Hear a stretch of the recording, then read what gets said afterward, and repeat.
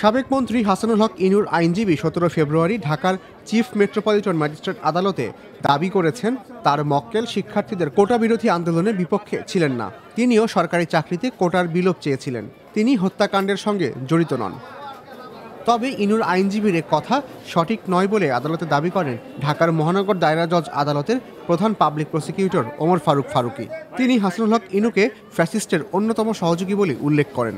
সে মুক্তিযুদ্ধ করেছে, সে পতাকা উত্তোলন করেছে, যে তারপরে সে এই গণতান্ত্রিক দলের পক্ষে ছিল, আন্দোলনের পক্ষে ছিল, এই ধরনের সে বক্তব্য রেখেছে। এবং সে বলছে যে বৈষম্য ছাত্র আন্দোলনের সময় সে বৈষম্য ছাত্র আন্দোলনের পক্ষে ছিল। আমরা বলছি এই কথাটা সম্পূর্ণ মিথ্যা।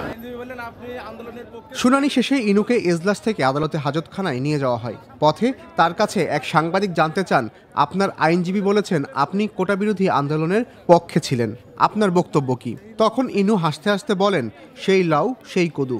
সাংবাদিক পাল্টা প্রশ্ন করেন, আপনি লাউ নাকি কদুর পক্ষে?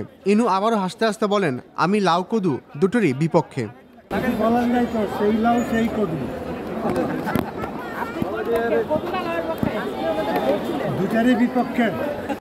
সকাল 10:55 হাজতখানার আঙিনায় পৌঁছায় প্রিজন ভ্যান থেকে প্রথমে নামেন রাশেদ খান মেনন, তারপর নামেন হাসানুল হক ইনু।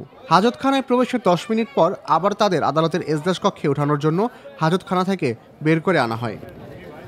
তখন সিএমএম আদালতের দিকে হেঁটে যাওয়ার সময় ইনু প্রশ্নের জবাবে সাংবাদিকদের বলেন, শুধু মিথ্যা মামলার ঢেউ চলতেছে।